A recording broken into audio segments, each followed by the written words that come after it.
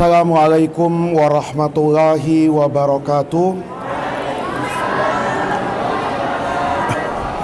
Bismillahirrahmanirrahim. Alhamdulillahirabbil alamin. Wassalatu wassalamu ala asyrafil anbiya'i wal mursalin wa ala alihi wa sahbihi ajma'in. Amma ba'du. Anak-anakku sekalian, pengajian kita pada malam hari ini tentu meneruskan dari apa yang kita bahas pada pengajian tadi pagi. Sampai di mana tadi pagi ya?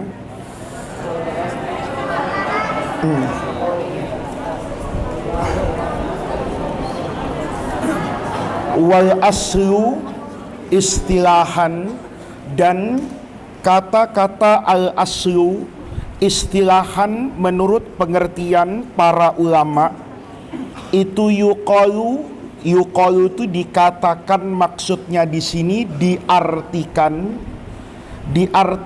alat dalil, artinya merupakan dalil, wal qaidatil kulliyati, dan juga kaidah yang bersifat umum.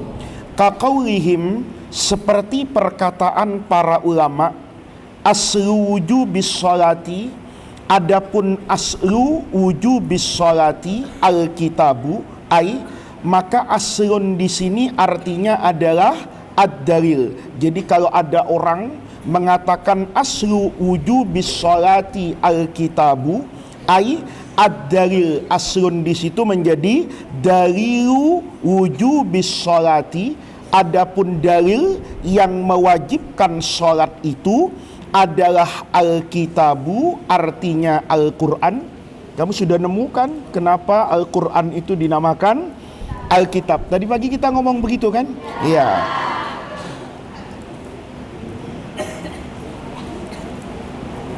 Qala Allah Ta'ala wa aqimu as-sholata, itu kasih tambahan wawu ya. Wa aqimu as-sholata, dan dirikanlah sholat. Jadi ketika ada orang mengatakan al-aslu fi wujubis sholati qauluhu ta'ala wa aqimu as-sholat, berarti al-aslu huna, kalimatul asli huna ta'ti bimakna ad-dalil. Wa qaulihim, dan perkataan mereka, kaqaulihim itu atofnya, ibahatul maitati, dibolehkannya al-maitah. Apa maitah itu? Bangkai. Itu lil mutparri, buat orang yang mutpar. Apa mutpar itu? Orang yang terdesak.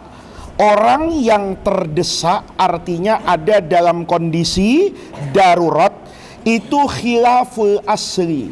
Khilaf di situ artinya menyalahi, bertentangan, menyalahi al-asli. Al-asli di situ adalah kaidah yang berlaku secara apa itu? Umum. Maknanya al-aslu di situ mukhalifun, bahwa dibolehkannya orang yang dalam kondisi terdesak memakan bangkai itu sebenarnya mukhalifun, bertentangan, lil qaidatil kulliyati, buat kaidah yang bersifat umum.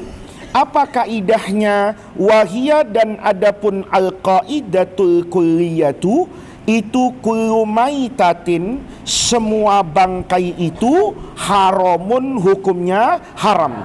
Qala ta'ala, di situ firman Allah, innama harrama alaikumul maitata, sesungguhnya Allah itu telah mengharamkan alaikum, atas kamu semua. Apa yang Allah haramkan? Al-maitata, yang namanya bangkai.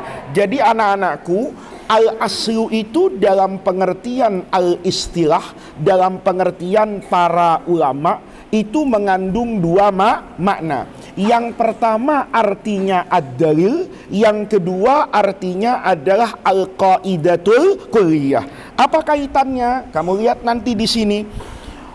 Usulul fiqhi, maka adapun usulul fiqhi itu artinya dalilul fiqhi, dalilnya fikih ala sabilil ijmal. Apa ijmal itu? Secara global, ya.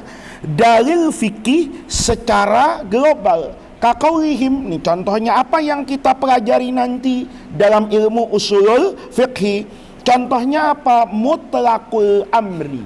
Sebatas adanya al-amr, perintah, itu menunjukkan lil wujub, ya. Kamu nanti belajar dalam kaidah al-amr misalnya, al-aslu fil amri lil wujub.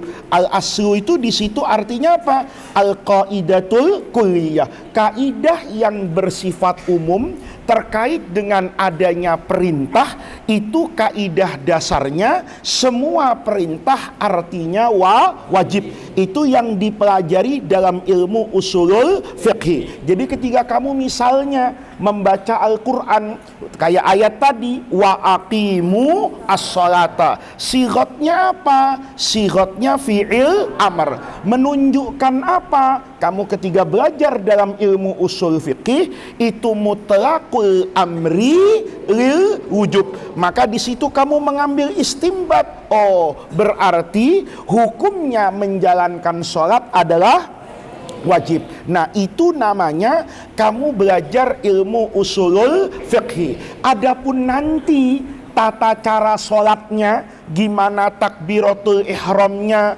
gimana rukunya, kapan waktunya, kayak bagaimana wudunya, itu bahasannya ilmu apa itu? Fikih. Tetapi ilmu usulul fiqhi itu dikatakan dalilul fiqhi ala sabilil ijmal. Yang global-global itu yang dibicarakan dalam ilmu usulul fiqhi. Nanti kemudian kamu lihat di sini, ya, wa mutlaqun nahyi, sebatas yang namanya an-nahyu. Ketika kamu mendengar ada apa itu? Larangan.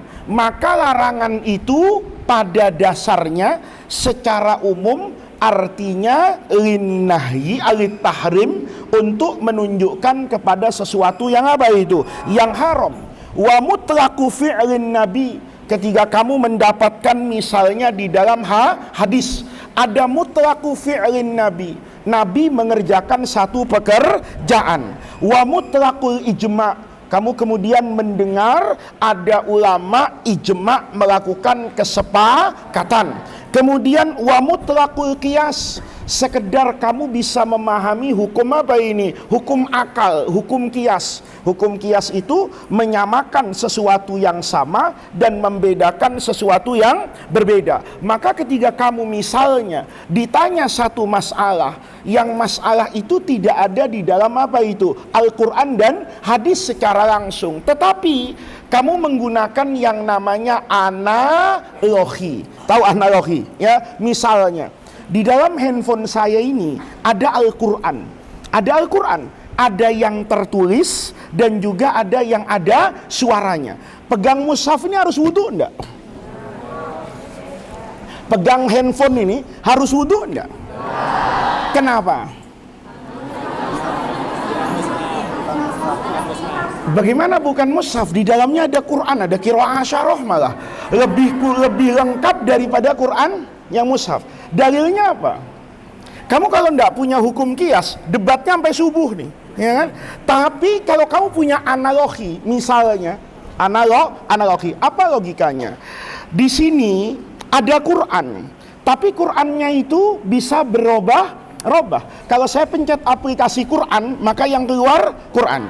Kalau dangdut, yang keluar dangdut. Oke, nanti kamu punya suami hafal Quran. Ya. Suamimu hafal Quran. Kamu megang suaminya wudu enggak?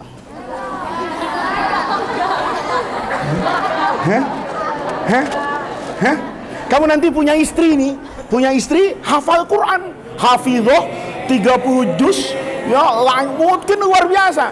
Terus kamu mendekat ke istrimu, begitu mau dipegang, tunggu bang, ya mushaf ini, ya kan? Abang punya wudu apa? Enggak. Kira-kira begitu enggak? Kamu nggak usah pakai dalil nih, nggak usah pakai kalau cari Qurannya hadisnya lama, ketemu juga belum tentu, ketemu ayat juga belum tentu benar kamu jadikan dalil. Tapi kalau kamu kayak gitu, kira-kira ini ketemu nggak analoginya? Oke, istrimu hafal Quran. Ketika kamu bilang, sayang baca Quran dong, dia baca Quran. Tapi ketika kamu cubit, dia teriak apa itu? Au, nggak ada kan cubit baca Al-Baqarah, Bismillahirrahmanirrahim, nggak ada. Paham nggak maksudnya? Oke. Sekarang saya tanya, yang mengeluarkan Al-Baqarah itu, Alif Lam Mim dari tenggorokan istrimu itu, dengan istrimu nyanyi-nyanyi itu pita suaranya sama nggak? Hah? Sama nggak? Sama. Kadang bisa Quran, kadang halo-halo Bandung, kan begitu tak? Paham maksud saya? Oke. Yang seperti itu dinamakan mushaf nggak? Ada nggak ulama di dunia ini dari zaman Nabi dulu sampai sekarang itu berfatwa kalau megang orang yang hafal Quran harus pakai apa itu? Wudu. Ada nggak kira-kira? Nggak ada. Sekarang logikanya ketemu nggak?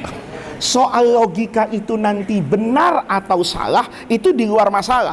Tetapi ketika orang mengatakan, oh iya, analogi ini, kias ini bisa dijadikan apa ini? Dalil. Ketika kamu misalnya nanti punya ketemu sama orang yang hafal apa ini? Quran. Saya ini harus wudu apa enggak? Kamu kan nyari dalilnya itu lama.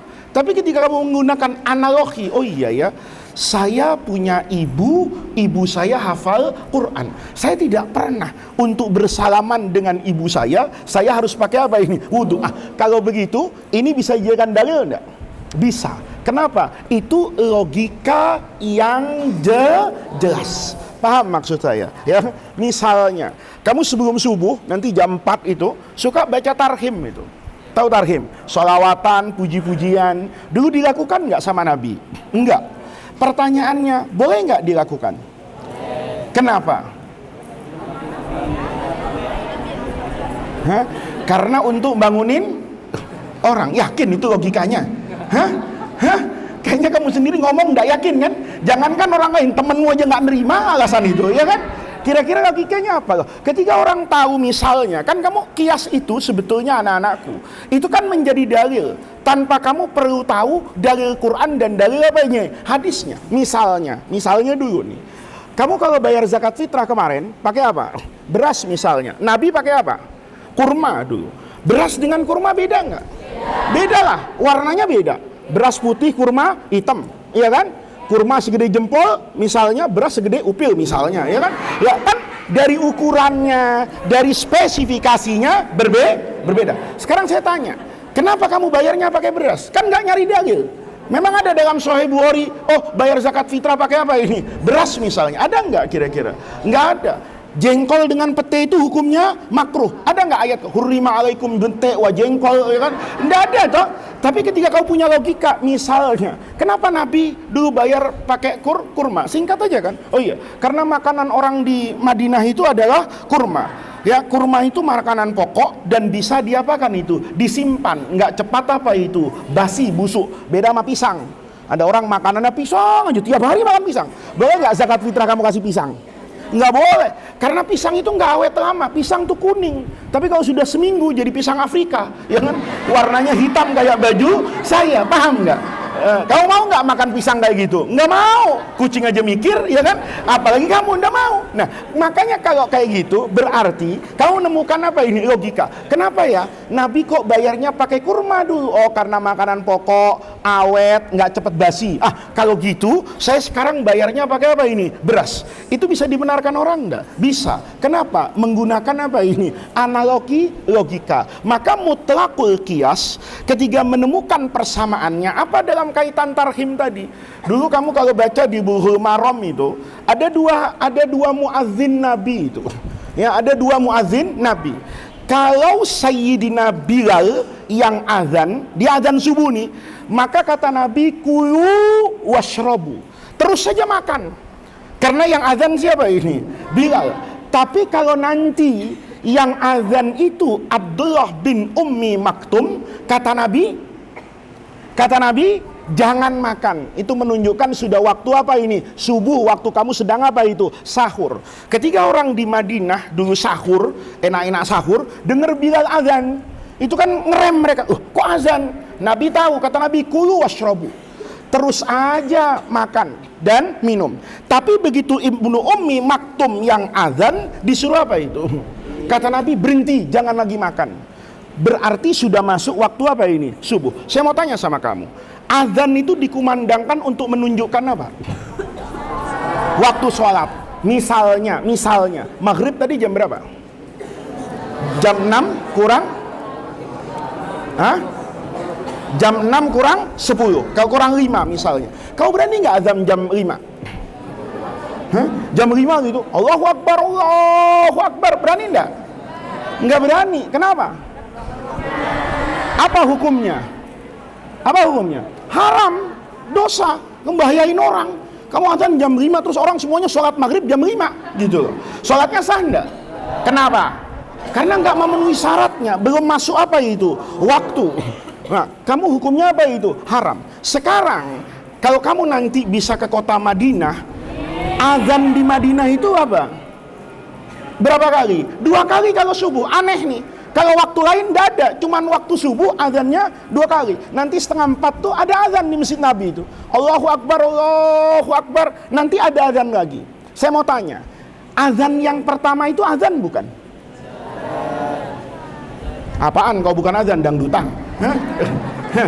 Lihat nih, kamu saya ajarin jadi orang yang cerdas. Azan bukan? Azan, tapi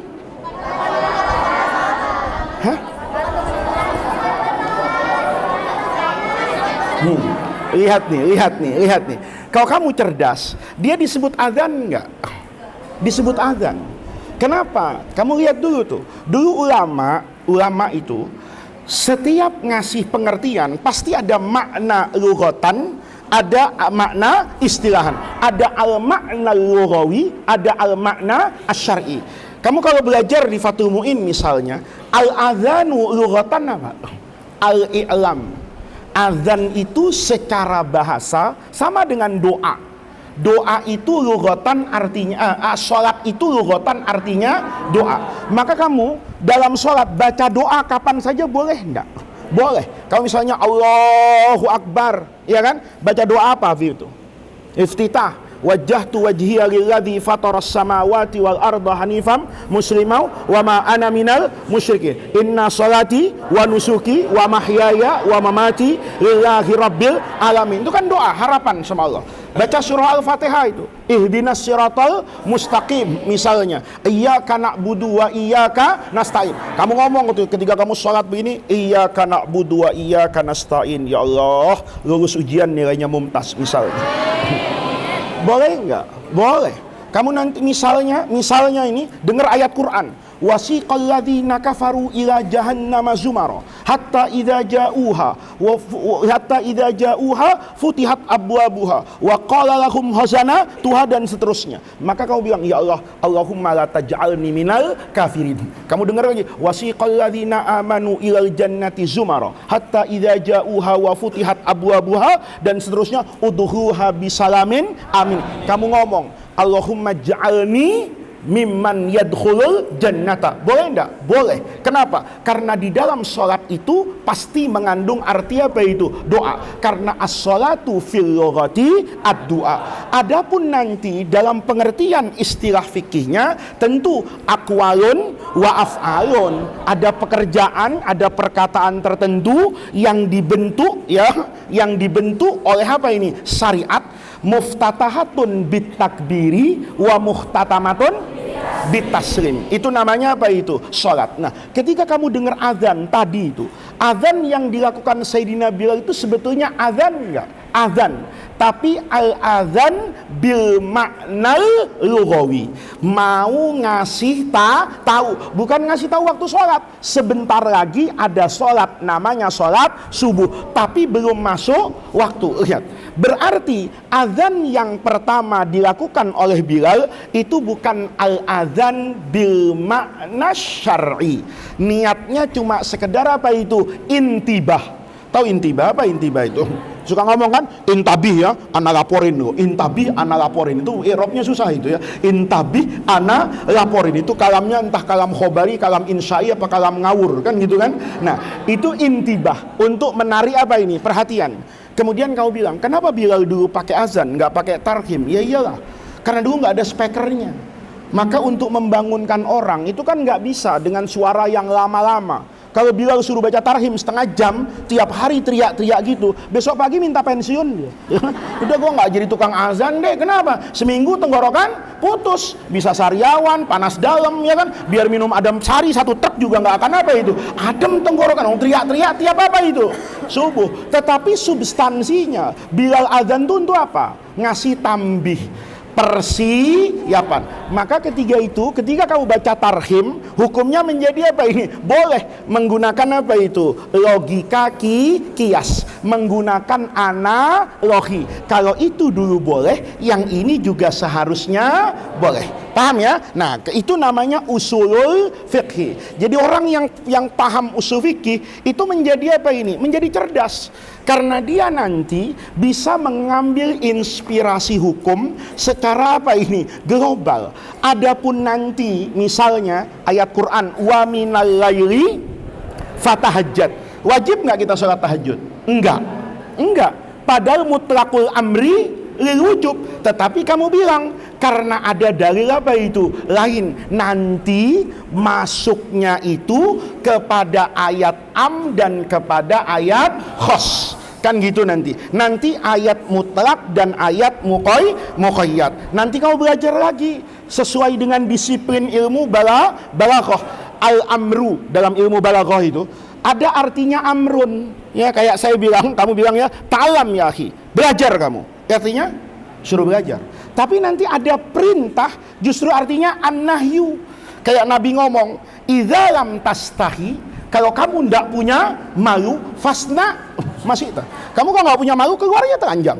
Wong sudah tidak punya apa itu? Malu. Pertanyaannya, itu perintah untuk pakai baju apa telanjang?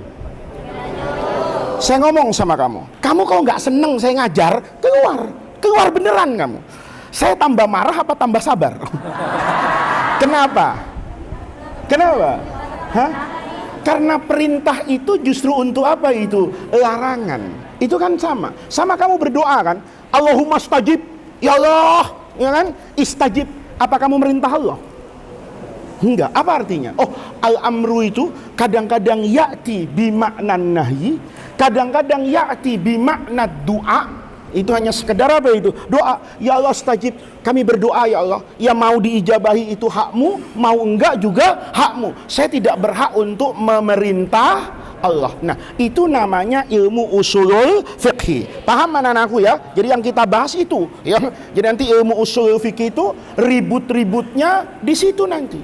Al-amru di sini itu urusannya apa? Nanti Imam Abu Hanifah dengan Imam Syafi'i misalnya, itu dalilnya sama. Tapi kata Imam Syafi'i ini am, kata Imam Abu Hanifah ini artinya khas. Itu menjadi berbeda-beda nantinya. Nah, ini namanya ilmu usulul fiqhi. Itu adalah dalilul fiqhi ala sabilil ijmal. Itu juga al-qaidatu al-kulliyah. Dia prinsip yang berlaku secara umum. Nanti yang kecil-kecilnya itu akan dibahas dalam ilmu apa itu? Fikih. Paham anak-anakku? Oke. Maka kemudian sebelum itu kita harus belajar dulu itu. Kalau ada usulul fiqhi, kita sudah mengerti al-aslu lughatannya apa, istilahannya apa. Maka sekarang harus tahu ilmu fikih itu ilmu apa sih? Nah, nanti kamu akan tahu bedanya fikih dengan syariat. Lihat. Al-fiqhu lughatan al-fahmu. Nih, jadi kalau ada fikih itu berarti apa itu? Fahmun. Kayak orang Arab ngomong faqahtu kalamaka, saya faqahtu kalamaka ai fahim tuhu. Faqih tu boleh dibaca dua itu. Faqih tu kalamaka ai fahim tuhu. Kalau ada orang mengatakan al-fiqhu itu secara bahasa artinya apa ini? Al-fahmu. Tapi jangan dipakai. Ya, kamu nanti ke amaliyah tadris itu langsung fahim tom gitu, jangan faqih tom, enggak lah. Nanti orang kaget, banyak orang amaliyah itu salah. Ya. Kayak misalnya jawabuka sahih, udah pakai itu, enggak usah asoba yusibu, itu juga benar. Maka kalau muzakkar enggak apa-apa. Jawabuka sahih, fa anta musibun, oke. Tapi kalau di putri jadi kacau. Jawabuki sahihun fa anti musibatun. Kaget, saya bener kok, jadi apa ini? Musibah. Paham nggak maksud saya? Ya, jadi nanti amaliyah itu menggunakan bahasa yang indah, iya. Tetapi yang lazim diapakan itu? Dipakai. Bahasa yang aneh-aneh itu, walaupun benar, tapi tidak diapakan tuh? Dipakai. Kamu bisa bayangin tuh. Kalau kamu nggak amaliyah, naam, jawabuki sahihun. Karena jawab kan muzakkar, fa anti musibatun. Dia kaget, kok ana musibah ya gitu. Padahal jawabannya benar. Nah, itu harus ngerti ya. Makanya di sini makna lughawi itu tidak selamanya diapakan itu? Dipakai. Kayak al-fiqhu dengan al-fahmu sama. Tetapi nanti kalau sudah bicara fikih itu menjadi definisi satu apa ini? Ilmu. Kalau al-fahmu ya pemahaman masing-masing orang. Itu secara lughatan. Wastilahan adapun al-fiqhu istilahan, ini lihat, itu adalah al-ilmu. Apa al-ilmu itu? Apa ilmu itu? Kamu punya ilmu masak berarti bisa masak, tahu caranya masak.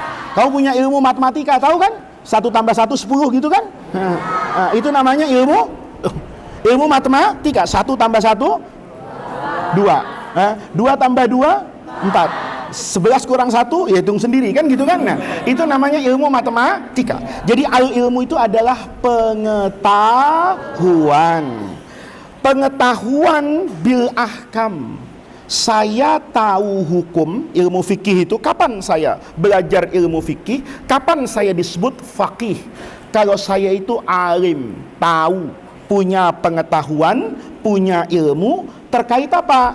Al-ahkam asy-syar'iyyah, hukum syariat, allati tariquha, yang cara untuk memahaminya, cara untuk mendapatkan hukum tadi melalui yang namanya al-ijtihad. Ijtihad itu apa?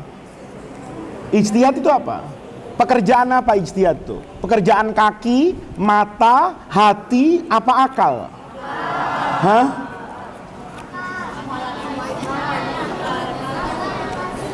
Saya mau tanya sama kamu. Kamu tuh kalau mikir tuh pakai otak apa pakai hati? Hah? Hah? Saya mau tanya sama kamu, pakai hati apa pakai akal orang hidup? Hah? Yang memutuskan itu akal apa hati? Yakin? Hah? Kamu pernah dengar nggak ada orang bilang, oh dasar tuh orang nggak punya hati? Pernah kan? Oh dasar nggak punya otak misalnya kan gitu kan? Dasar nggak punya otak. Pernah nggak dengar kayak gitu? Pernah. Berarti hati dengan otak tuh bisa dipisah nggak? Yakin. Misalnya, saya hari ini capek banget kerja misalnya, capek banget punya uang, saya kantongin. Uang yang saya kantongin hari ini itu dari kerja yang lumayan capek. Tiba-tiba datang pengemis tuh. Pak minta, otak saya bilang, enak aja lo, ya kan? Kerja kagak, tinggal terima jadi. Memang gua bapak lo, gitu kan misalnya. Otak bisa ngomong gitu nggak? Bisa. Hati? Yakin. Hati pasti kasihan. Hah? Masa? Kamu nggak pernah dimarahin orang ya? Punya hati nggak waktu itu? Punya. Tapi marah-marah kan? Iya. Berarti hatinya berfungsi nggak? Hah? Saya mau tanya sama kamu, ya. Hati dengan pikiran tuh bisa berpisah nggak? Kamu jatuh cinta itu pakai otak apa pakai hati? Hah? Ada nggak cinta yang masuk akal? Ada cinta yang masuk akal? Nggak ada. Yang ada? Hah? Oke. Kalau saya terusin nggak selesai ngajinya nanti ya. Nggak selesai ini. Al ilmu bil atoriqul ijtihad. Ijtihad tuh pakai apa sebenarnya? Pakai kemampuan apa ini? Akal. Ya, nanti kalau ngaji tasawuf baru itu, ya, antara hati dengan akal. itu orang yang sempurna itu, orang yang bisa meramu dua itu. Ya, nanti kalau kamu punya suami yang bisa membahagiakan kamu itu, kalau sama istrimu juga gitu sama. Kalau nanti masing-masing pasangan itu cintanya menggunakan apa itu? Menggunakan hati. Tapi kemudian dia menyeret akalnya untuk mencari pembenaran dari apa yang dia rasakan. Orang yang paling bahagia itu anak-anakku, kalau alam pikirannya itu bisa berdamai dengan lautan perasaan yang ada di dalam hati. Itu pasti orang akan berdamai. Ya, tapi kalau orang nggak berdamai, nggak bisa damai antara logika ya, dengan dengan perasaan. Itu nanti hidupnya kacau itu. Ya, jadi suami kaku, jadi istri juga kayak gitu. Karena nggak mendamaikan logika dengan hati. Orang yang paling hebat itu orang yang bisa mendamaikan itu. Karena apa? Karena perasaan dengan otak itu suka bertentangan kan? Kayak kamu dulu waktu ditaruh di pesantren, jangan pikir cuman kamu yang nangis loh. Bapak ibumu juga nangis.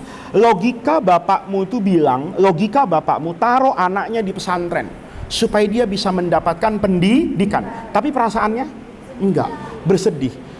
Kalau orang yang lebih unggul perasaannya, anaknya dipeluk, dibawa pulang. Udah nak, nggak usah sekolah di pesantren, dia udah di rumah aja. Itu berarti yang menang itu?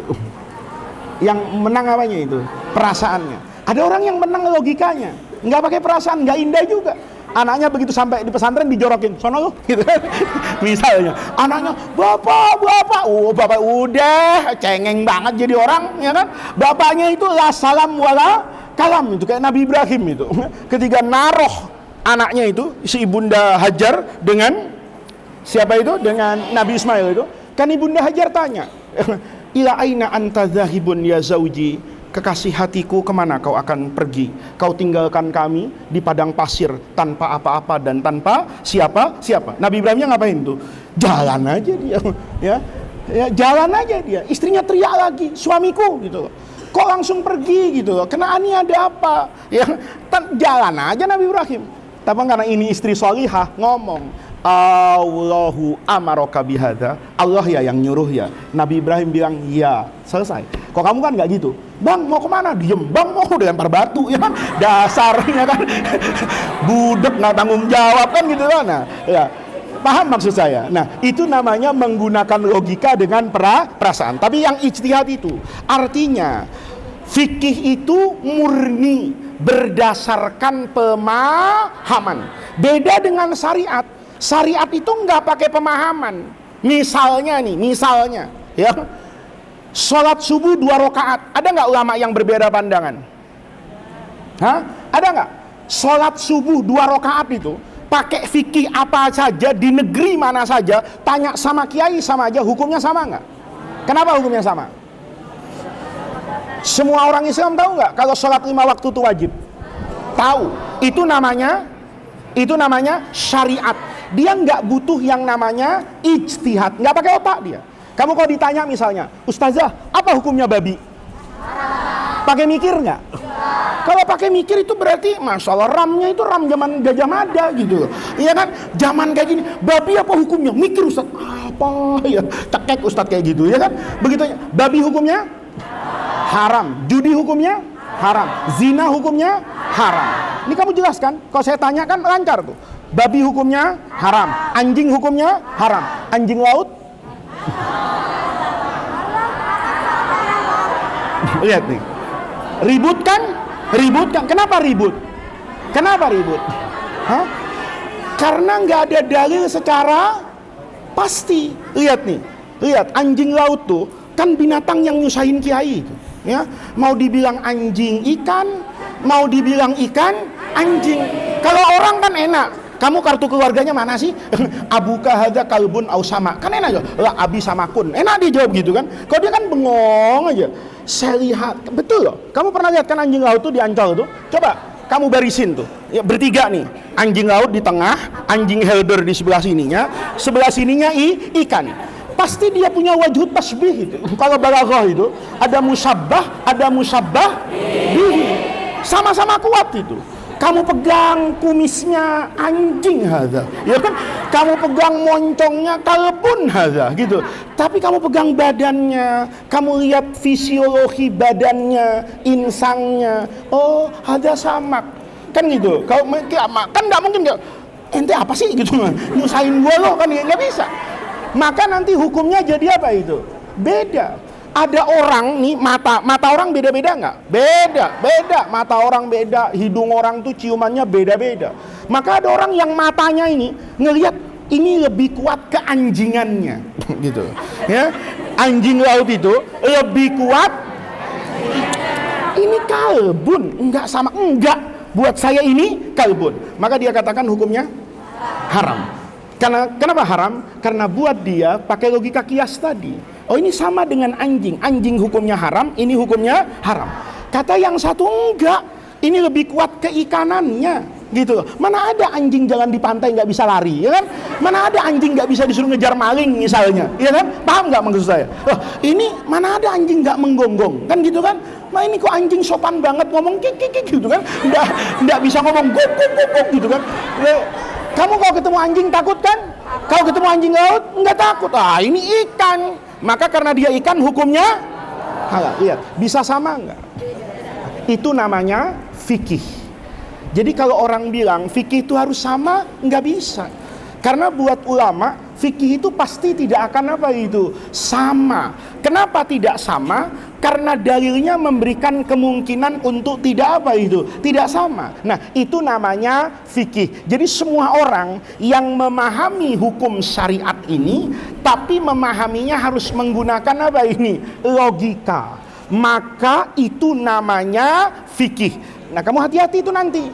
Beda anak-anakku. Kalau saya ditanya misalnya, siapa kamu namanya kemarin? Azka. Azka, babi itu hukumnya apa? Haram. Saya tanya lagi, kata siapa Azka? Kata dia, jawabannya apa? Kata Quran. Boleh nggak? Boleh. Karena Quran mengharamkan babi. Tapi kalau saya tanya, misalnya, kamu namamu siapa? Yusuf. Yusuf, anjing laut hukumnya? Kata dia, haram. Kata siapa? Kata saya. Jadi orang boleh nggak ngomong kata saya? Boleh. Kenapa? Ya karena kalau kamu bilang anjing laut itu hukumnya haram. Kata siapa? Kata Quran. Kan sebenarnya bukan kata Quran, tapi pemahamanmu dari ayat Quran. Tapi orang lain boleh nggak punya pemahaman yang berbeda? Boleh. Namanya juga beda kepala. Ya, beda kelapa aja kadang rasanya beda. Padahal ini kelapa muda, ini kelapa tua, ini kelapa kakek. Itu rasanya beda, gitu loh ya. Nah, kamu bisa tahu kan itu? Paham maksud saya anak-anakku? Jadi yang namanya ilmu fikih, supaya kamu tahu itu. Yang ada di Fathul Qorib itu disepakati nggak sama semua orang? Enggak. Karena apa? Nanti kalau kamu baca punya buku Bidayatul Mujtahid kan, ya ayatnya itu sama, tapi nanti hukumnya itu beda. Kenapa hukumnya beda? Karena ayatnya itu memberi peluang agar kita menggunakan yang namanya apa itu akal. Kau bayangin deh, kalau semua orang buka ayat Quran semuanya paham, butuh kiai enggak? Enggak. Kamu harus jadi orang alim. Apapun kembali kepada Quran dan hadis. Semuanya ada di Quran. Kayak buku petunjuk itu kan semuanya ada. Kamu beli kulkas itu kan dikasih buku itu jelas tuh nyalakannya gimana, kalau rusak ini gimana, ya kan? Itu sama ya, buku petunjuk yang jelas. Quran nggak gitu. Kadang-kadang ayatnya itu tidak menunjukkan secara apa itu pasti. Dia dipahami Imam Abu Hanifah ke kanan, dia dipahami Imam Syafi'i misalnya ke kiri. Misalnya contohnya nih misalnya, kamu sholat baca Fatihah nggak? Nah, sholat itu wajib baca Fatihah kan? Kata siapa? Kata Imam Syafi'i. Kata Imam Abu Hanifah nggak wajib. Kamu Allahu Akbar terus baca nih Toha atau Yasin, Allahu Akbar, sah nggak? Sah. Tapi jangan kau pikir Imam Abu Hanifah kalau sholat kayak gitu lah. Ini kadang-kadang pikiran kotor kita begitu tuh, ya kan? Wah berarti enak dong Imam Abu Hanifah kalau sholat, ya kan? Mending kalau Yasin masih dua, Allahu Akbar, Qaf, Allahu Akbar. Saya tanya nih sama kamu, Menentukan sah dan tidaknya sholat itu sebetulnya hukumnya hukum apa itu? Hukum fikih. Kenapa? Karena ayatnya nggak ada yang jelas nih. Ya, misalnya Imam Syafi'i bilang orang sholat itu wajib baca Fatihah. Kenapa Imam Syafi'i kok wajib baca Fatihah? Karena ada hadis yang jelas. Kata Nabi, la sholata illa bi fatihatil kitab. La sholata, tidak akan pernah ada sholat. Nabi ngomong tuh, kecuali pakai Fatihah. Kalau ada sholat ndak pakai Fatihah, hukumnya sah, berarti Nabi bohong dong. Karena ternyata sholat itu tetap ada, karena tidak baca Fatihah juga hukumnya sah. Tetapi kalau nanti kata Nabi la sholata illa bi fatihatil kitab, kemudian kita bilang orang yang dalam sholatnya melakukan gerakan apapun, membaca apapun tapi tidak baca Fatihah, maka sholatnya tidak sah. Tidak sah itu sama dengan tidak ada. Kamu nggak sah mengerjakan sholat, harus sholat lagi nggak? Harus. Kenapa? Karena yang tadi dianggap nggak ada. Kata Imam Syafi'i, kalau ada orang sholat nggak baca Fatihah, berarti mendustakan siapa itu? Nabi. Karena Nabi bilang di dunia ini tidak mungkin ada sholat kecuali baca Fatihah. Paham? Bener nggak Imam Syafi'i? Bener, kayaknya. Gitu loh. Yang satu ngomong lagi Imam Abu Hanifah, nggak bisa. Ayat Quran jelas kok di Mekah itu. Faqra'u ma tayassara minal Qur'an. Kata Allah, kalau sholat faqra'u ma tayassara minal Qur'an. Baca saja apa yang mudah daripada Al-Quran. Apa yang mudah? Yaitu tadi Qaf, kan bisa Allahu Akbar, Qaf, Allahu Akbar. Ditanya, kok tadi bacanya Qaf? Loh iya, apa kamu nggak baca Quran? Faqra'u ma tayassara minal Quran. Lihat nih, dua imam hebat ini seolah-olah mempertentangkan antara Quran dengan hadis. Tapi bukan mereka mengatakan ini kok Allah ke kanan, Nabi ke kiri, bukan gitu. Kata mereka, saya pahamnya beda-beda. Kata Imam Syafi'i, ayat faqra'u ma tayassara minal Qur'an itu saya pahami tidak bertentangan dengan hadis la sholata illa bi fatihatil kitab. Kenapa? Karena Allah bilang kan, kalau sholat bacalah surah yang paling mudah. Apa surah yang paling mudah? Kata Imam Syafi'i, Al-Fatihah. Buktinya semua orang Islam pasti hafal Fatihah, walaupun belum tentu hafal surah pendek. Ada orang Islam tidak hafal inna a'tayna, ada, tapi tidak mungkin ada orang Islam tidak hafal Fatihah. Maka kata Imam Syafi'i, ayat tadi saya pahami sebagai perintah untuk membaca surah Al-Fatihah, karena surah Al-Fatihah itu yang paling mudah untuk dibaca oleh semua orang. Kata siapa? Kata Imam Syafi'i. Imam Abu Hanifah nggak terima. Allah nggak ngomong gitu, kan gitu kan? Kata siapa yang paling mudah Al-Fatihah? Al-Fatihah itu panjang, lebih gampang inna a'tayna. Kata Imam Syafi'i, ayat Quran itu lebih kuat daripada apa ini? Hadis. Maka sholat itu kata Imam Abu Hanifah sunnah saja, membaca Al-Fatihah tapi tidak wajib. Jadi ketika kamu ditanya orang, Fatihah itu wajib apa enggak? Wajib. Kata siapa? Kata Imam Syafi'i. Kenapa? Karena tidak ada ayat atau hadis yang secara jelas mewajibkan surah Al-Fatihah seperti jelasnya babi yang hukumnya haram. Jadi sekarang paham kan? Bedanya Quran dengan fikih. Quran itu pasti sama, tapi fikihnya belum tentu sama. Kamu lihat nih, orang sholat misalnya, tangannya itu yang laki, kan ada yang begini itu.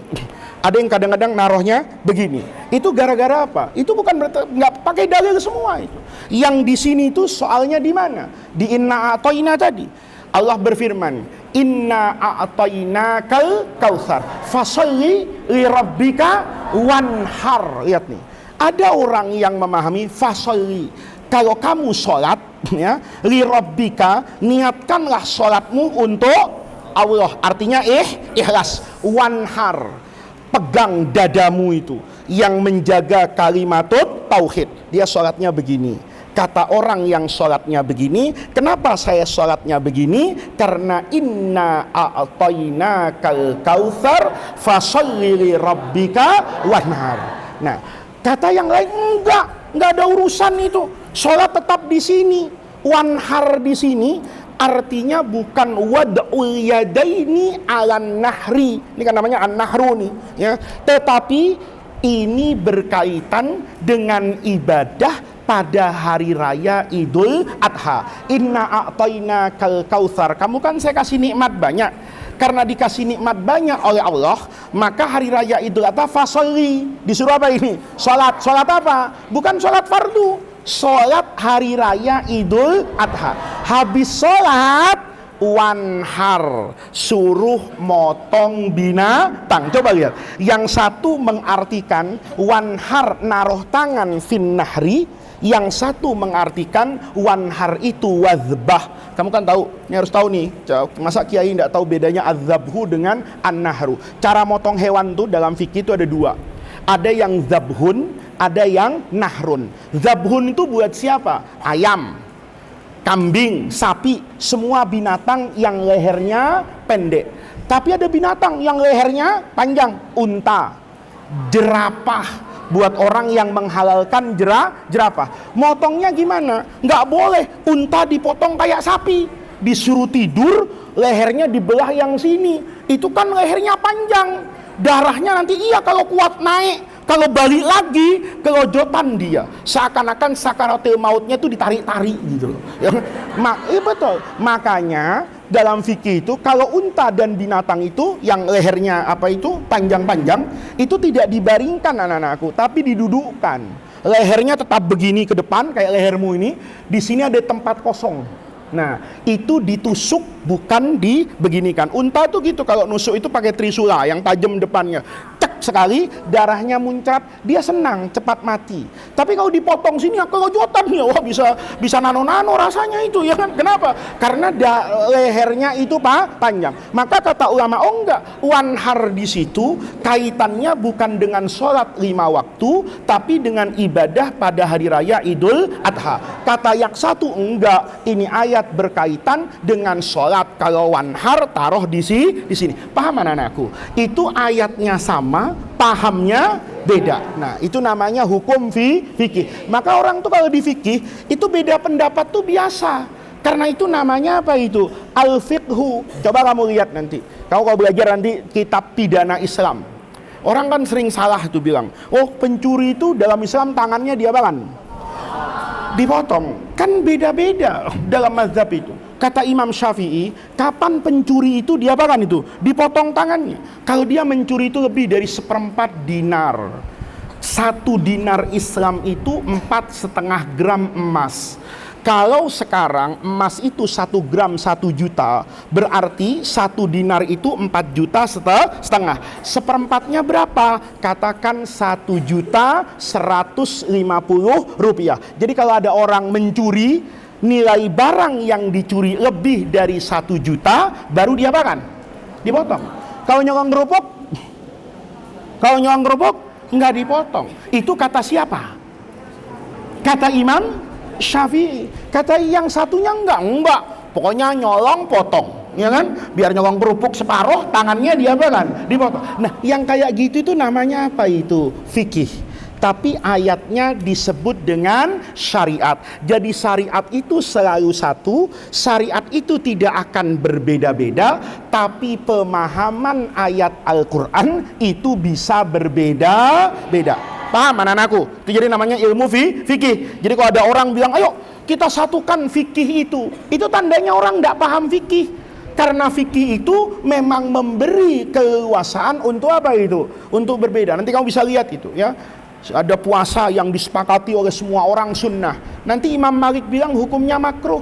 Ya, puasa apa itu? 6 hari setelah Syawal. Kamu kan tahu kan kalau puasa setelah Ramadan, begitu masuk Syawal kamu puasa berapa hari itu? 6 hari. Itu puasa yang apa itu? Yang bagus.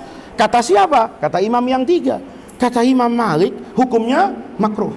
Tapi bukan berarti terus kamu besok tidak puasa 6 hari. Kata teman, kok lu nggak puasa? Kurang piknik, ya kan? Ngajinya baru sampai Imam Syafi'i, gua udah jauh nih, ya kan? Nah, nggak begitu juga, tapi itu sebagai gambaran. Jadi nanti kamu belajar nih, ada ilmu usulul fiqhi, ada ilmu fikih. Nanti ilmu fikih itu juga bisa berbeda hasilnya karena beda pada usulul fiqhinya. Oke? Paham ya? Udah ngantuk belum? Iyalah, udah capek belum? Mestinya kan yang ditanya saya, ya kan? Dan kamu capek nggak? Ya enggak lah, orang duduk tenang, ya kan? Nggak teriak-teriak kan gitu. Oke. Al ilmu bil ahkami syar'iyah allati tariquha al ijtihad. Apa contohnya fikih ini? Kal ilmi, seperti pengetahuan kita, bi annan niyata, bahwa berniat. Kamu lihat cara saya baca ya. Nanti kalau ngaji Fathul Mu'in itu ditiru. Jangan nerjemahinnya tuh kayak buku terjemahan Fathul Mu'in itu. Itu orang lama pahamnya. Kalau kamu satu fakroh terus kamu artikan, orang yang dengerin tuh lama. Tapi kalau saya baca kayak gini tadi ya, kal ilmi, contohnya fikih itu anak-anakku, kal ilmi seperti pengetahuan kita, bi annan niyata, bahwa yang namanya niat itu hukumnya adalah fil wudu, dalam berwudu itu hukumnya wajibatun, hukumnya adalah wajib. Paham ya? Itu kalau bacanya kayak gitu enak. Nanti baca Fathul Mu'in tuh gitu ya. Misalnya ya, kamu baca sampai mana? Masih nikah kan? Ya kan? Kau bacanya kayak gitu, satu-satu diartikan. Jangan semuanya langsung diartikan terjemah. Itu nggak gurih baca kitabnya, itu nggak kayak kiai. Ya, kalau kayak kiai itu kata demi kata, sehingga orang yang nanti belajar nahwu itu paham kok. Kalau saya ngomong gini, bi annan niyata, dia udah paham tuh. Karena sesungguhnya an-niyata, yang namanya niat fil wudu, pada wudu itu wajibatun. Kau paham? Oh iya, yang ini jumlah mufidah. Ada anna, ada niat yang mansub. Kenapa niat itu mansub? Karena menjadi isimnya inna. Kemudian ada jumlah pelengkapnya fil wudu. Kemudian ada wajibatun menjadi khobar. Itu enak kok kayak gitu ya. Itu menunjukkan kalau orang tuh paham, ngerti dan berilmu ya. Kamu gitu nggak? Insya Allah. Saya coba ya, nanti ujian saya nguji ya. Kalau ilmi bi annan niyata fil wudu'i wajibatun wa nahwi dzalika, itu kal ilmi bi annan niyata fil wudu' wa nahwi dzalika wa kal ilmi wa kanahwi dzalika minal masaili al ijtihadiyah. Itu dari masalah ijtihadiyah. Qala Nabi sallallahu alaihi wasallam, dalilnya apa? Innamal a'malu binniyat wal wudu'u minal a'mal. Berarti karena wudu minal a'mal, fal wudu'u bihajatin ilan niyati li annal wudu'a minal a'mali wa qad qala sallallahu alaihi wasallam innamal a'malu binniyat. Bahasa Arab tuh gampang kan? Gampang, ya sederhana kok. Yang susah itu apanya? Ngomongnya, ya kan? Kalau kamu dengar bahasa Arab yang kadang-kadang saya sering-seringi gitu, kan mudah kan? Ya, mudahnya tuh gara-gara apa? Latihan, ngomong gitu loh. Coba kamu setiap hari ngomong bahasa Arab, nanti lama-lama bahasa Arabnya jadi apa itu? Jadi lancar. Ya buktinya apa? Anak kecil lahir di Inggris, bahasa Inggrisnya justru lancar banget dia. Padahal dia orang mana? Orang Jawa. Ya, saya punya temen itu, ya, ibunya itu orang Jawa, orang Magelang, bapaknya itu orang Surabaya, ya, tapi anak-anaknya itu semuanya lahir di Manchester. Itu kalau pulang ngomongnya tuh kayak orang bule, beneran. Bapaknya ngomong Inggris, tapi logat Jawanya kelihatan, ya kan? Wah, Mas, kok kelihatan gemuk? Yes toh, ya kan? Ada yes, ada tohnya. Kan itu kayak kamu bilang naam dong gitu kan, itu ada dialektika Jawanya. Anaknya enggak itu ngomong, kenapa sih? Wih, anak kamu keren ya. Saya pikir-pikir, dia bilang iya dong anak saya hebat. Saya bilang sama, anak saya juga gitu. Seandainya dulu lahir di London makan keju, ya kan, pasti bahasa Inggrisnya kayak gitu. Ya karena lahir di Jakarta, kamu mungkin lahir di Depok makan kerupuk kan gitu kan, sehingga dialektikanya itu berbeda-beda. Oke. Bihilafil ilmi, ini lain halnya. Jadi ini kamu kalau nanti belajar fikih, kamu nanti kalau udah tamat dari Rahman di masyarakat, kalau sudah urusannya fikih, itu nggak usah mau menang sendiri, karena semuanya pasti punya apa itu dalil. Tinggal kamu nanti bijaksana, ikuti apa yang sudah berlaku di masyarakat. Selama yang sudah berlaku itu sudah benar, jadi nggak usah ribut. Kalau sholat subuh itu kunutan apa enggak? Kalau masjidnya sudah kunutan, maka kita kunutan. Kalau nanti ada orang masjidnya dari dulu ndak kunutan, kamu ditawarin jadi imam, ndak usah merusak apa itu suasana. Kamu kemudian menghormati.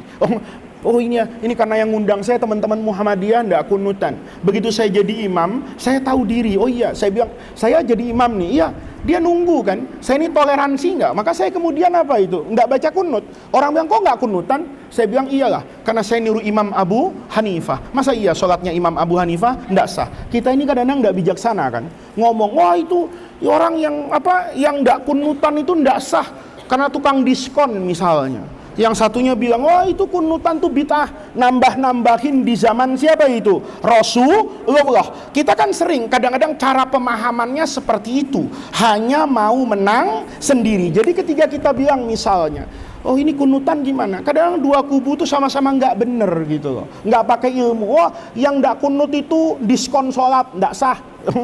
Yang kunutan itu nambah-nambahin, Nabi dulu nggak kunutan, ini tambah-tambahin kunut, itu juga nggak sah.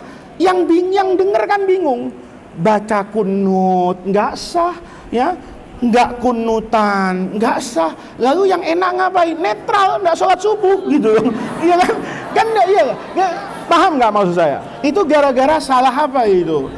Salah dakwah gitu. Orang ya sudahlah, apa yang sudah berlaku itu namanya apa itu? Fikih. Perbedaan yang mu'tabar, yang memang ada di dalam rahimnya apa itu? Syariat Islam. Oke. Bihilafil ilmi, lain halnya dengan al-ilmi. Apa al-ilmi di situ? Pengetahuan tentang bil ahkam asy-syar'iyyati allati laisa tariquha al-ijtihad. Lain halnya kalau hukum tadi bisa diketahui bukan melalui apa ini? Ijtihad. Kalau ilmi seperti pengetahuan kita bi annas sholawati al-khamsi apa al-khamsa? Bi annas sholawati. Kenapa Pak Kiai? Naat manut. Naat dari mana? Kan sholawatnya majrur. Aha, dia mansubun sebagai isimnya anna, tetapi wa alamatu nasbihi al kasrah. Kenapa? Oke, ya.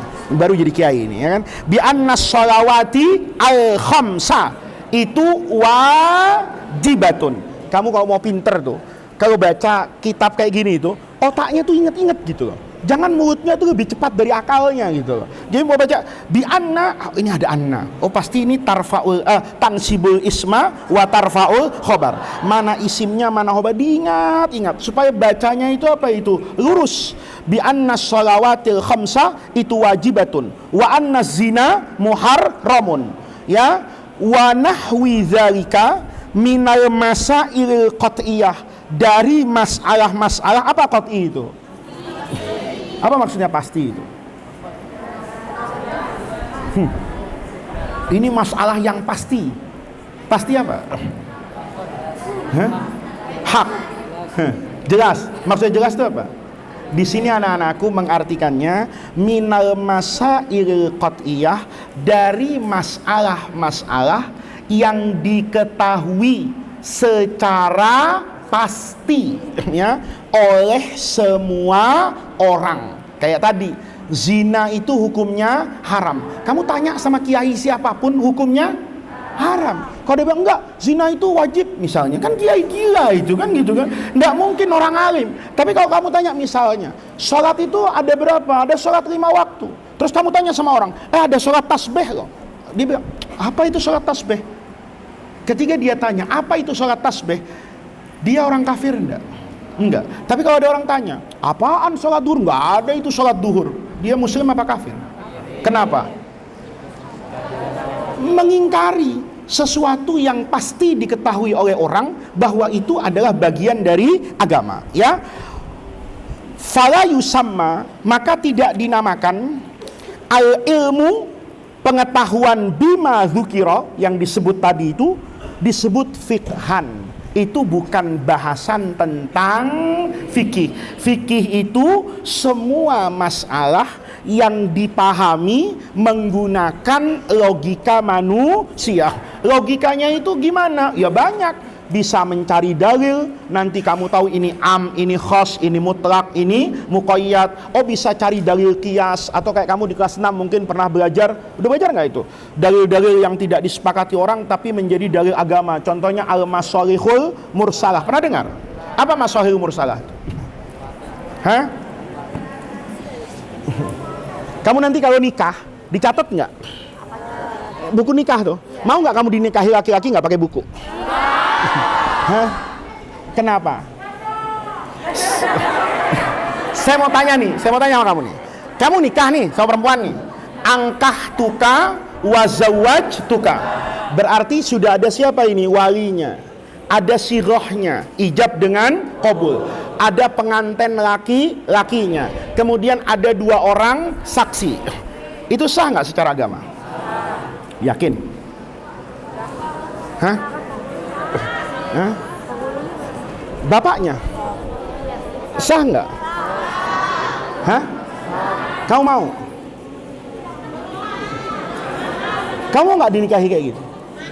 Hah? Kamu mau nggak dinikahi kayak gitu, mau nggak? Enggak, nikahnya udah sah nggak nih? Ada yang kurang? Apa?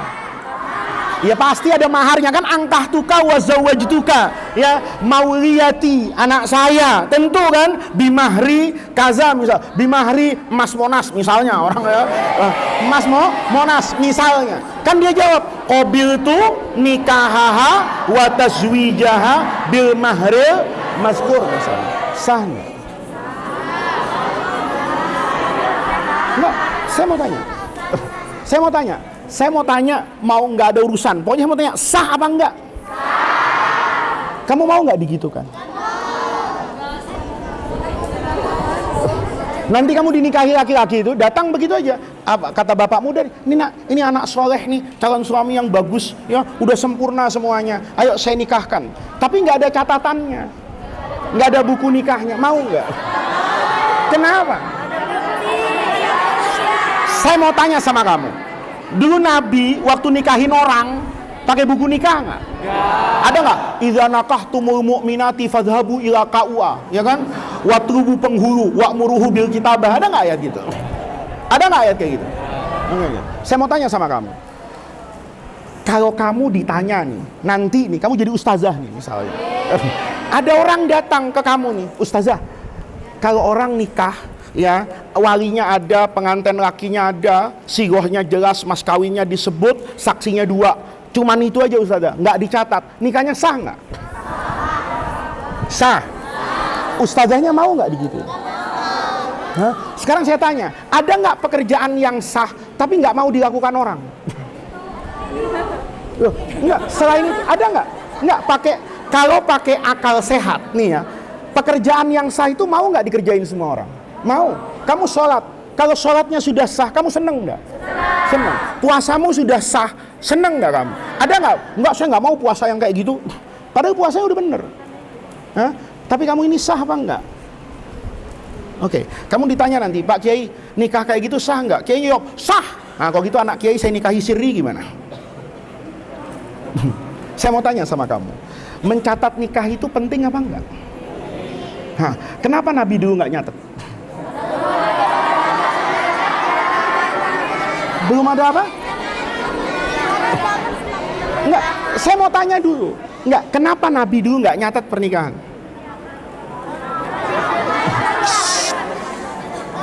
Angkat tangan, saya bisa kasih alasan. Hah? Kenapa? Ada yang bisa kasih alasan? Kenapa dulu Nabi ketika menikahkan orang itu kemudian tidak mencatat itu? Kenapa? Hah? Beda zaman tuh beda apanya? Belum ada KUA. Oh, jadi alasannya hanya karena belum ada KUA. Oke. Kalau nanti kamu di Inggris, main di Inggris ada KUA. Kamu nanti nikah sama orang Spanyol gitu ya. Orangnya ganteng banget. Kalau kamu bawa ke Indonesia takut berubah pikiran kan? Nanti naik pesawat dia lihat cewek cantik dia pindah ke lain hati. Kalau gitu udah langsung nikah aja. Mau nggak kayak gitu? Saya tanya. Kenapa nikah itu harus dicatat? Oke, buat bukti. Memang zaman Nabi perempuan tuh nggak pakai bukti. Hah? Saya mau tanya sama kamu. Dulu zaman Nabi, orang kalau nikah jodohnya dari mana? Ya iyalah. Masa jodohnya dari Ragunan datang? Enggak lah. Saya mau tanya. Ya, dulu zaman Nabi nih, kayak Nabi Muhammad, istrinya siapa yang di Mekah? Khadijah. Misalnya nih ya, Sayyidina Ali, istrinya siapa? Fatimah. Kau baca sahabat tuh, istrinya orang mana? Orang sekampung. Paham? Enggak ada orang nikah dengan orang jauh. Pernah denger ya, misalnya sahabat Nabi kawin sama orang Jasinga? Enggak. Tapi orang Jasinga, suaminya orang Alaska, ada nggak sekarang di Amerika Utara? Ada. Kenapa? Kamu bilang tadi, zamannya berubah. Tapi bukan zaman yang berubah. Perilaku manusia. Dulu orang nikah itu dengan siapa? Dengan tetangganya. Tahu ini pejaka, apa sudah duda, apa istrinya satu, apa anaknya satu kompi, gitu kan? Kalau sekarang bisa tahu nggak? Kamu tiba-tiba datang, jodohmu misalnya, kamu orang Jakarta, jodohmu orang Aceh di ujung Sumatera sana, ya. Atau jodohmu di sebelah timur, di Papua sana, gitu kan? Nah, saya mau tanya, kamu ketemunya di mana? Di sosmed, betul. Ketemunya di mana? Di pondok. Ketemunya di mana? Di kuliahan, ya kan? Saya mau tanya sama kamu tahu betul nggak laki-laki itu? Enggak. Kamu cuma tahu apa yang kamu lihat kan? Karena dalam kesehariannya kamu nggak tahu. Terus kamu nikah gitu aja tanpa apa ini? Catatan. Bisa jadi kan?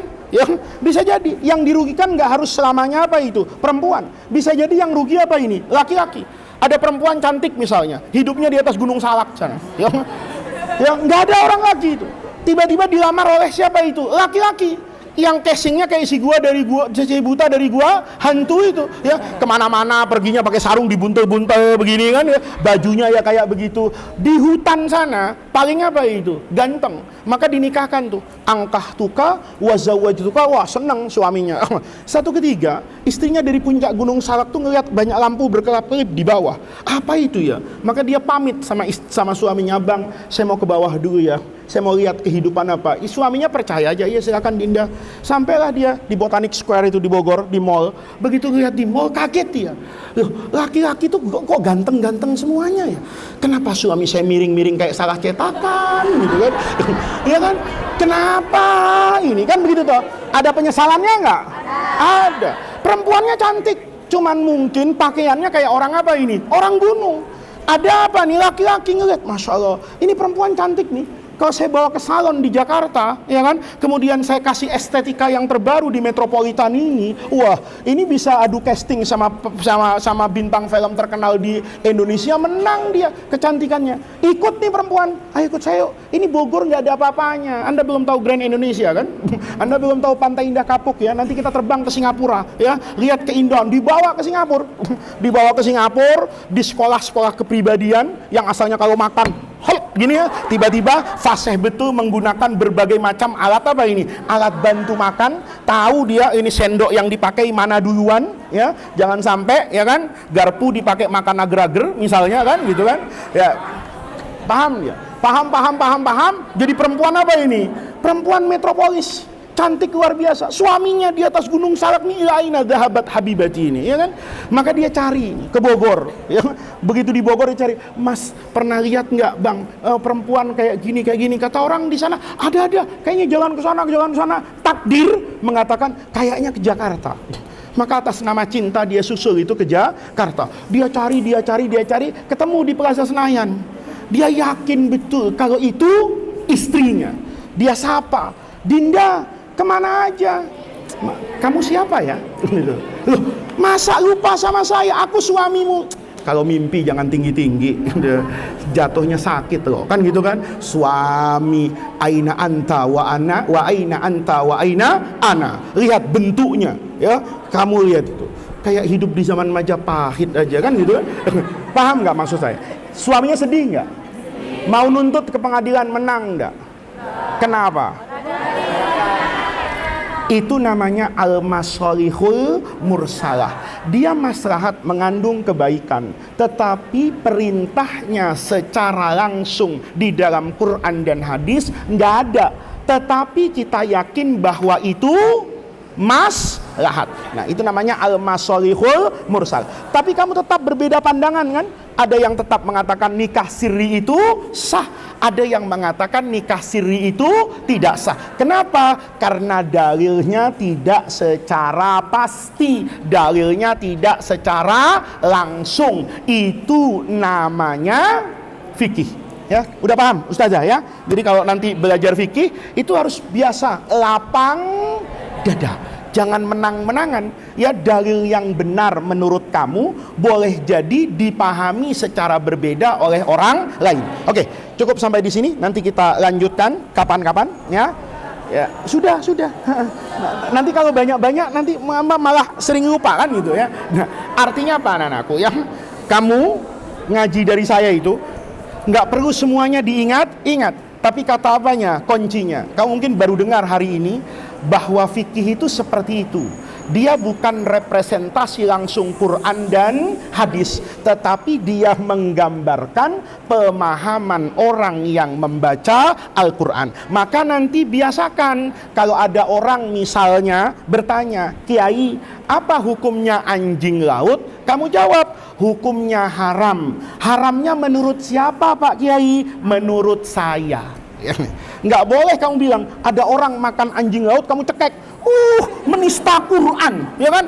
Ini kamu melawan ajaran agama. Kalau orang makan babi boleh nggak? Boleh. Kamu izin temennya gitu, Ustadz saya minta izin, Ustadz mau ngapain? Makan babi. Itu santri kayak gitu halal nggak dikerek di bendera itu? Halal itu. Kenapa? Itu bukan nanya, nantangin, iya kan? Tapi kalau dia nanya, "Ustadz boleh nggak saya makan anjing laut?" Boleh marah nggak? Nggak boleh marah. Karena mungkin dia pernah mendengar hukum anjing laut itu hukumnya halal. Soal menurut saya haram itu lain masalah. Tetapi itu yang namanya fikih. Satu barang, satu benda, satu masalah itu bisa dicarikan beragam pandangan yang semua pandangan itu bersandarkan kepada Quran dan hadis. Sama kok anak-anakku. Kayak anjing laut tuh. Kamu bilang hukumnya apa? Haram. Kenapa haram? Kamu suruh mangap tuh. Pernah lihat anjing laut nggak? Kayak dokter gigi itu. Jadi kalau kamu ada anjing laut tuh, kamu dudukin kayak tadi, dia bilang, "Iftah famaka." Buka mulutnya. Gitu. Ada taringnya. Maka semua yang punya taring hukumnya haram. Kata siapa? Kata hadis. Satu. Tapi ada hadis lain yang bilang, yang al-bahru itu, Nabi ditanya, "Nabi, kami itu naik perahu di atas apa ini? Lautan. Kami nggak punya air tawar untuk apa ini? Berwudu. Kami boleh nggak? Afanatawadda'u bima'il bahri? Boleh nggak saya berwudu pakai air laut?" Jawaban Nabi itu luas banget. Bukan cuman boleh enggak, kata Nabi, huwa, laut itu at-tahuru, bukan at-tahir loh. At-tahuru ma'uhu, air yang paling suci. Kamu ada kamar mandi nih, kamar mandi kan panjang tuh, ya kan? Masukin anjing, bangkainya anjing masukin 5 ember, ya kan? Jadi najis nggak itu? Najis. Kenapa? Karena najisnya jadi kemana-mana kan itu. Sekarang ada laut tuh di Ancol, kamu masukin anjing satu kapal perang, robohin tuh 5 kontainer itu, bangkai anjing semua. Air lautnya najis nggak? Kenapa? Kata Nabi, huwat tohur, air yang paling suci. Bukan cuma itu kata Nabi, al-hillu maitatuhu, jangankan binatang yang hidup di laut, bahkan semua bangkai di laut hukumnya halal, kecuali bangkai kapal. Ada yang punya. Kamu jangan sampai nanti ya ada orang punya kapal tuh, bawa emas batangan nih, 5 truk tenggelam. Terus kamu nyelam, wah ada emas nih 5 kontainer. Kata Ustadz, Semua bangkai di laut hukumnya itu bangkai ikan, Om, ya kan, bukan bangkai kapal. Paham maksud? Lihat nih. Berarti anjing laut hukumnya halal. Jangankan mati, jangankan hidup, seandainya dia mati pun binatang laut hukumnya halal. Coba lihat, tabrakan kan hadisnya. Kata yang satu kayaknya haram, kata yang satu kayaknya halal. Ketiga orang ikut yang manapun, menurut ijtihad logikanya, ini lebih kuat keanjingannya, ahlan wa sahlan. Ini lebih kuat keikanannya, silahkan. Ketika kamu putuskan, itu dalil haram, kata siapa? Kata kamu, bukan kata hadis. Karena hadisnya nggak pernah bilang anjing laut kalbul bahri haramun. Paham ya? Nah, itu yang kamu ingat ya. Jadi nanti kamu mengembangkan terus, belajar tambah tinggi, tahu nanti karakteristik dasar masing-masing ilmu. Kalau sudah mau jadi fuqaha, itu kupingnya nggak boleh tipis, dadanya itu harus selebar lapangan bola. Jangan kalau disalahkan sedikit ngambek. Gua nggak datang lagi lah ke situ. Kenapa? Gua salah semua di situ. Padahal bukan salah semua, tapi berbeda sudut pandang. Ya, nanti kita lanjutkan. Assalamualaikum warahmatullahi wabarakatuh.